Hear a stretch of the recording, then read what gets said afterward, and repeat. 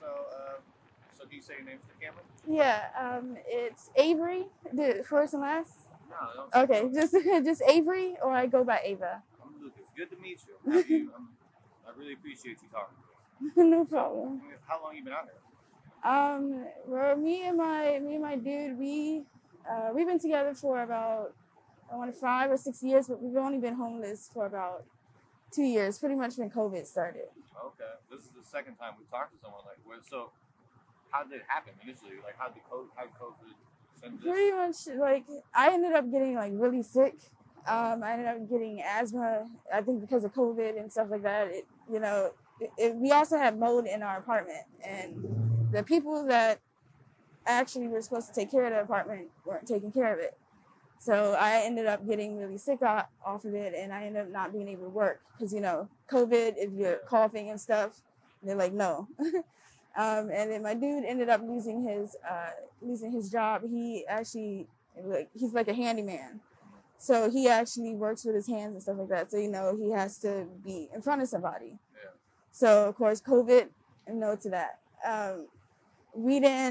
I guess we were just before they started really doing you can't kick somebody out. Yeah.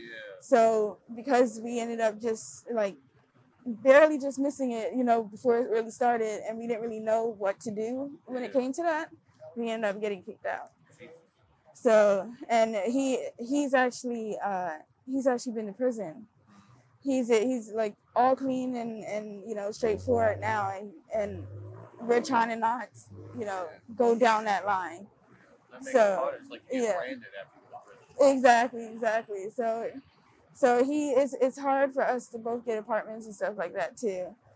But we got kind of short-sighted because his mom actually owned the apartment, and then randomly she gives us 2 days and says, oh, by the way, you have to apply for this apartment, and then and go here. And she knows that he can't do it, and I can't do it, so we ended up not being able to have a place. So right now we're kind of, thankfully we have the van, so we're kind of staying that right now. Yeah. I mean, I also think these communities are important right now because they're raising rent right now. Yeah. Like, rent's getting raised while people need more housing than ever. It's like exactly. It's setting people up for this shit. Exactly, and it takes too long to get the government housing, and there's so many people in government housing, and there's a huge waiting list. Yeah. So you guys tried doing that? Yeah, we tried literally everything. I mean, a lot of times you're just waiting. You're literally waiting for them to, say, okay, here you go. Yeah, I mean, the bitch is like it's not even waiting, it's like surviving. Talk about. So another thing I want, so what is like day to day? Can you walk us through your average day? Well, usually it begins pretty early, at least for me. We've always been like morning people, so we usually get up around like 7 or 8, and usually what I would do, I would come out here, and I'll stay out here from time to, I usually am out here 2 to 3 times a day, and I'm usually out here at least 2 to 3 hours, just so that I can, make a few bucks for gas, and food. And I mean, a van, it takes a lot because it's one of those work vans. And when it was cold outside, we had to make sure that we had heat. So I had to make sure that, we were, earning a couple of dollars for that. And I get plenty of people that ask, why isn't he doing it? Well, the main reason is we can't leave our van alone. Especially in this area, I'm not originally from here. I'm actually from Maryland. Okay. I came here a few years before I started dating him. But it's really, the culture is kind of shocking here. When it's you can't leave your car or anything because somebody will break into it or take something from it. Yeah. So that's always what I hear in general. Like, being homeless, you have to, it's hurt people. Yeah. Like, you have to always watch your shit. You never know. Exactly. You have to watch your corner. Yeah. Or your 10, you can't trust anybody. And we've already had our tire popped. We've had people follow us. We've had people literally, he's pulled over because people have been following us at night. Yeah. And, thinking that we stole their van. And we actually legally bought that van. Yeah. So it's not like we, a friend gave it to us for, a few dollars. We literally bought that van before we became homeless. So it's, everybody following us around and stuff, he has to sit there and watch it because it's our home. Yeah. If we lose that, then... Yeah. Is it nice having a partner in this? Yeah, it definitely is, especially because I see a lot of the people, they're on their own and some are talking to themselves. So I think it definitely helps to have somebody there. Even if you get in arguments or anything like that, it's good to at least actually physically talk to somebody. Yeah, because we talked to some people who full-blown hopelessness is set in because they are alone. They haven't made any friends within the circles and stuff. Yeah, and it's scary to talk to someone like that. Exactly, and it sucks because it's also this area. I realized that a lot of people, even before I became homeless, a lot of people seem to they have friends, but they're not really friends. Yeah. They sit there and they betray each other and then still call each other friends. They'll do something really messed up, to somebody and then just be like, oh, well, that's just how I am. And the person will just ignore it and still, be their friends, even though they're mad at them. Yeah. Like, nobody knows how to talk. Yeah. So it's also here and it's crazy. I mean, thankfully I have him because I probably wouldn't have any friends out here either. I've tried making friends, but they just take it and use it to their advantage. Yeah. And then, no, it's crazy. You would think you'd be able to trust somebody that has nothing. Yeah. And you can't. You can't even trust somebody who has, who literally has everything, not to take something from somebody who has nothing.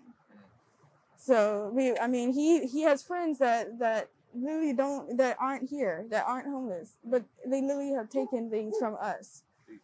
Like, used us for their benefit. And I'm like, how can you do that? We don't have anything. Crazy. Because there's all little communities. Like, exactly. Some people really do work together, and I guess a lot of people work against each other. Exactly. Even if they are working together, if you actually look, you see that everybody's out. It's everybody for their own. Yeah. A question I really like to ask is when you think of the future, what do you see from this point? Well, definitely not here. Yeah. We specifically stay in our van most of the time. We don't really associate a lot with people unless I'm out here, mainly because we don't want this to brand us. We don't want this to be just us. We don't want to be here much longer. So us separating ourselves forces us to, to see that we need to get out of here. Yeah. So, but he definitely doesn't want to stay here because he doesn't want to be stuck in the van. And me and him are saying where we have to constantly be doing something. So he wants to be working again. I want to be working again. He's like I said, he's a handyman, so he likes to fix things. I'm actually into technology. I like to programming and developing and stuff like that. And art, that's all me. I love computers. I love doing all that stuff. So we both want to own our own businesses and stuff like that. So that's where I see us, and that's where he sees us, and that's where we're going to be. Because the main goal of these interviews, for me at least, is to kind of break the stigma of people looking at homeless people and just thinking that can happen to them. Yeah. Totally separating themselves from that event. Because we talked to someone who had a bachelor's, a 4-year bachelor's in psychology, and you still end up homeless. Yeah. And you guys are intelligent. This thing can happen to anyone. It's just a series of events that happen. Exactly. I honestly, when I first moved here, I saw the homeless people, I honestly was like, I would never end up like that. But it's when you're in certain predicaments, like you said, or when you're with certain people and you don't want to, it wouldn't be better just to separate. It'd be better just to stay together. You end up being in situations that it may seem bad, but you can, it just makes you stronger. Yeah. It makes you more humble. Yeah. That's what we keep the humbleness. That's important. People need to be humbled out here. Honestly, I just don't like how people aren't empathetic at all. No, they say that they are. They say, but they don't help shit. No one wants to help. So, exactly. Think of what ways that can mend situations. why is this such a bad problem from your perspective? Like, how does this happen? Well, like a lot of times, I talk with him about this all the time, but I think a lot of it stems from basically your family. Yeah. Like, people say that they're there, but they're not actually there. They're only there when it's convenient for them. So I think that kind of helps. That kind of stems, kind of helps this or not helps the situation. Yeah. But I think it's also based on the person themselves. If they want to get out of here, they will get out of here. There are some people that, they may seem like they're like completely upset and sad that they're in the predicament that they are in, but they're not trying anything to get out of it. They don't even look like they want to get out of it. This is fully their life, and they are fine with that. And I hear a lot on the radio. We always listen to it. One of the talk show channels, and they talk about how it's a lot of like mental, mental disabilities and stuff like that. And yeah, there are some people that have mental problems here, but I honestly fully believe that if you're not comfortable in a situation, you will excuse yourself from it. Yeah. If you will deal what you have to deal with just to get to where you need to go, where you need to be.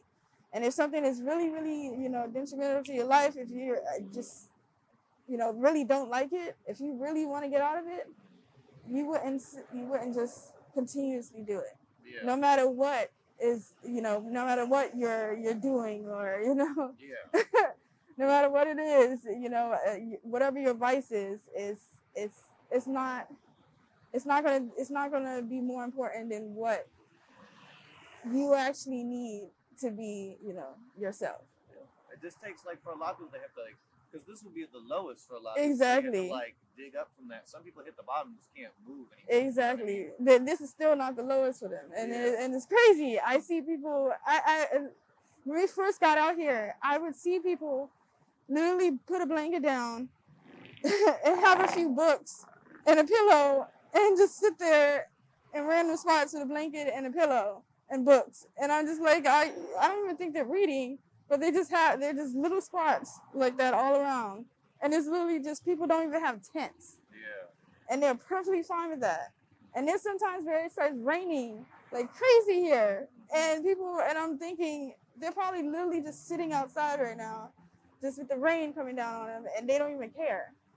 And I'm just like, how can you be so high that you don't even realize that that's just, Yeah. It's bad. So, like, no matter, like, at a certain point, if you don't have anybody to talk to, even if you have to talk to yourself, you come to a point where you're just like, you're sitting in the rain right now. I mean, that's the mentality that I'm most scared of. It's like, because a lot of times, like, the motif we've seen is a lot of time homelessness starts when, like, a person's support system falls. Like, when there are people they love die. Exactly. And then they end up having no one, and then exactly. they start doing drugs, fall into this spiral depression. Exactly. They can just sit in the rain. Exactly. That's scary to me. Exactly. And it's and you feel bad about it. Mm-hmm. But then at a certain point, you got to realize that, they have to do it for themselves. Yeah. If they want to get out of it, some people like being the victim. Mm-hmm. They like being in this scenario because that means that they don't have no responsibilities. That's why some people, they say they miss high school. They miss being in high school. I'm like, what? So you miss having somebody tell you what to do and always having, no, they just miss not having to pay any bills. They miss not having to be an adult. And I think that's what some people revert back to. That's what it feels like to them, and that's what they like. They like just having somebody else constantly, and that even if that means that they're like chipping away at their own self, even if that means that people are like just looking at them lower and lower and lower, and you shouldn't care what other people think about you. But you should care about you, like what you think about yourself, and eventually you're gonna start listening to those people. Yeah, because I feel like to get out of the situation, you would need a level of introspection. Like you need to think about where you're at. Exactly. I never think that you can just go somewhere. I think that you have to, actually have a focus, and actually know where you want to go. Because if you don't, you're just going to be, earning money for nothing. Yeah. Because every time, a lot of times when I ask people the question, like when you think of the future, we think of, a lot of people just go, it's just day by day. Like when you just focus on survival, you're not going to be able to dig out. Exactly. It's not a fun way to live. And I used to, before I even became homeless, I was actually living like that, where I had to worry about, you know, where I was staying. And I mean, I did it. You know, I worked. I always had a place to stay. It was perfectly fine. But once I met him, I found everything finally like just settled, and I was actually able to, you know, foresee where I wanted to go. And then this situation happened. No one saw the shit happening. Yeah. So it, like, you know, it just kind of came out of nowhere. But I always try to look at the brighter side. And it helps that, you know, he does too. So. Yeah. Well, how long was that? You know, that's a solid interview. I like that we end with a little positivity. I'm happy you guys have each other. I really appreciate you talking to us. Oh, no problem. Thank you. Thank you so much. We'll go